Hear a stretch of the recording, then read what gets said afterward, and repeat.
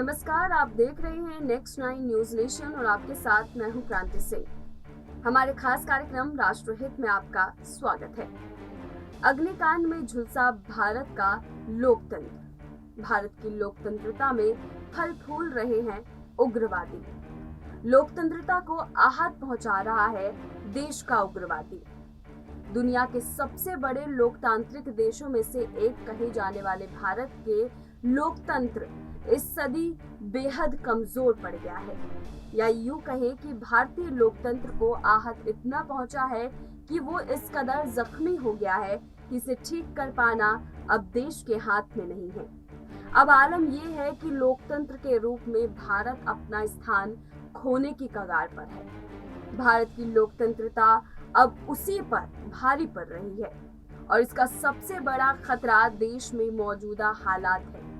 देश के कोने कोने से कुछ दिनों में अंतराल रहते ही एक ऐसी जलती धधकती तस्वीरें सामने आ जाती हैं जिसे देखते ही देखते मन विचलित हो जाता है।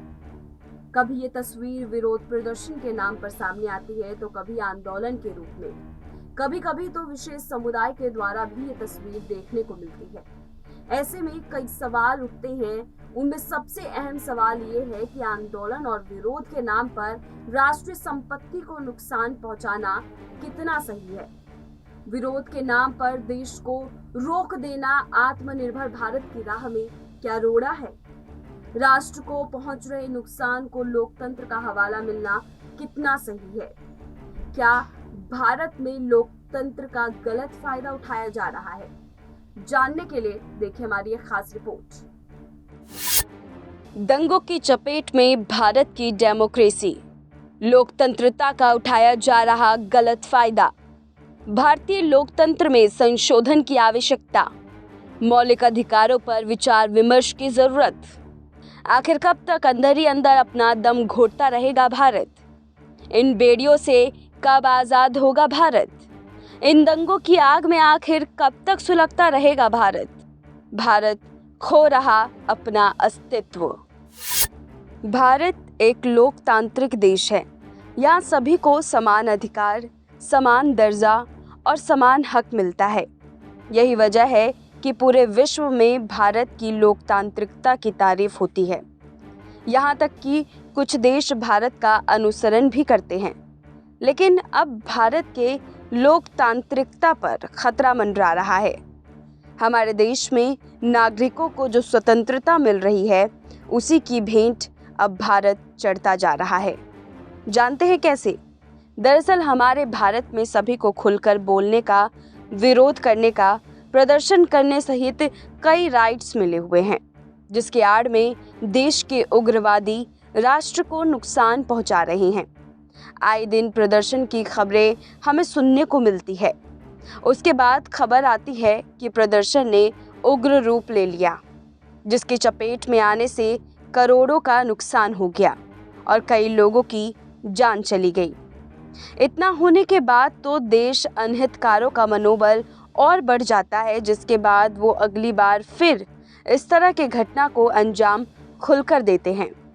अब खुद सोचिए कि उनका मनोबल आखिरकार बढ़ता कैसे है। इसका जवाब जब हमने ढूंढने की कोशिश की तो जो तथ्य हमारे सामने आए वो ये कि देश ने हर नागरिक को इतनी आज़ादी दे रखी है कि अगर खुद प्रशासन भी चाहे उग्रवादियों को रोकना तो नहीं रोक सकती है, क्योंकि वो कानूनी तौर पर गैर माना जाएगा। अब आप बताइए कि कैसे देश के अनहितकार डरेंगे? वो तो इस तरह की कोशिश और ज़्यादा करेंगे, क्योंकि देश का लोकतंत्र उन्हें विरोध प्रदर्शन, खुलकर अपनी बात करने का अवसर सहित अन्य राइट्स देता है। और इसी की आड़ में देश को जलाने की भरसक कोशिश शुरू हो जाती है। छोटी सी चिंगारी से बड़ी घटना को चुटकी भर में अंजाम दिया जाता है। ऐसे में लोकतंत्र पर सवाल उठता है कि आखिर जहां पर देश में इस तरह से दंगे फैलाई जा रहे हैं, क्या वहां पर लोकतंत्र का होना अनिवार्य है? चलिए अब हम आपको राजस्व को नुकसान पहुंचाती कुछ घटनाओं से वाकिफ करवाते हैं। इन दंगों की लिस्ट में सबसे ऊपर नाम आता है दिल्ली के दंगे, कानपुर के दंगे, यूपी में हुए दंगे, गुजरात की भयावह तस्वीर, महाराष्ट्र में अग्निकांड और इन सब के साथ ही देश के अन्य राज्यों में फैली आग की लपटें। इन सब के साथ अभी हाल ही के ताज़ा तस्वीर चलिए हम आपको दिखाते हैं। दरअसल सेना में भर्ती के लिए सरकार द्वारा शुरू की गई अग्निपथ स्कीम के चलते उत्तर भारत में कई जगह विरोध प्रदर्शन हो रहे हैं। उग्र युवा ट्रेनों को नुकसान पहुंचा रहे हैं। यूपी और बिहार के कई जिलों में युवाओं ने सरकार के खिलाफ मोर्चा खोल दिया है और रेलवे को खास तौर पर निशाना बनाया जा रहा है। आपको बता दें कि बिहार के कई जिलों में प्रदर्शन अचानक उग्र हो गया। प्रदर्शनकारियों ने जगह जगह आगजनी और तोड़फोड़ की। वहीं पुलिस बल से भी कई जगहों पर प्रदर्शनकारियों की भिड़ंत देखने को मिली। कई शहरों में हालात सामान्य करने के लिए आंसू गैस का भी इस्तेमाल करना पड़ा। प्रदर्शनकारी कई जगहों पर ट्रेनों को रोक रहे हैं। ट्रेनों में इस दौरान आग भी लगाए जा रही हैं। हर जगह भारी सुरक्षा बल तैनात भी किए जा रहे हैं। जानकारी के मुताबिक अभी तक भारत में इस हिंसा की चपेट में राष्ट्र को बहुत नुकसान हो चुका है, जिसकी भरपाई कौन करेगा ये नहीं पता। लेकिन इस तरह के दंगे अगर होते रहे तो बहुत जल्द भारत अपना अस्तित्व खो देगा। भारत हमेशा लोकतंत्र, प्रजातंत्र और संविधान के लिए पूरे विश्व में जाना जाता है, लेकिन अब भारत के ऊपर बड़ी समस्या मंडरा रही है, जिसका उपाय जल्द नहीं किया गया तो देश की स्थिति बदतर हो जाएगी। बाहरी देशों में अगर भारत की तरह तस्वीरें सामने आती है तो वो देश उग्र फैलाने वालों को कई तरह से सजा देते हैं, जिससे कि देश की शांति व्यवस्था बनी रहे। वहाँ आप खुलकर विरोध प्रदर्शन भी नहीं कर सकते हैं। अगर आपने प्रदर्शन करने की कोशिश की तो आपको सजा का सामना करना पड़ेगा। राष्ट्र की प्रभुता से बाहरी देश बिल्कुल भी छेड़खानी पसंद नहीं करते हैं, जबकि इस तरह के घटनाओं की वजह से हमारे देश को काफ़ी नुकसान पहुंच रहा है। सरकारी अर्थव्यवस्था पूर्ण रूप से डगमगाने लगी है। इस डगमगाती अर्थव्यवस्था की वजह से भारत आत्मनिर्भरता की ओर आगे नहीं बढ़ पा रहा है। ऐसे में ये सवाल उठता है कि क्या देश की लोकतंत्रता का गलत फ़ायदा उठाया जा रहा है, और अगर इसका गलत फ़ायदा उठाया जा रहा है तो क्या इसमें संशोधन की आवश्यकता नहीं है? देश को अगर बचाना है तो क्या देश में नागरिकों को जो अधिकार दिए गए हैं उस पर विचार विमर्श होना चाहिए?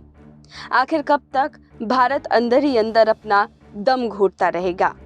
आत्मनिर्भरता के जो सपने भारत देख रहा है उसे आखिर इन बेड़ियों से आज़ादी कब मिलेगी? इन दंगों की आग में आखिर कब तक भारत सुलगता रहेगा? हमारा भारत इस वक्त आत्मनिर्भर बनने की कोशिश कर रहा है, लेकिन इसके रास्ते में भारत में दी गई रियायतें आ रही हैं, क्योंकि इन रियायतों की वजह से उग्रवादी अपना उल्लू सीधा करने निकल जाते हैं और सारा नुकसान भारतीय राजस्व को उठाना पड़ता है। आप लोग हमारे आज के इस खास कार्यक्रम को देखने के बाद अपनी क्या राय रखते हैं, हमें कमेंट करके जरूर बताइएगा। और राष्ट्रहित के अगले एपिसोड में आप किन मुद्दों को उठाना चाहते हैं वो भी हमें जरूर बताइएगा। फिलहाल हम कल फिर लौटेंगे राष्ट्रहित के एक नए अध्याय के साथ। तब तक मुझे दीजिए इजाजत। नमस्कार।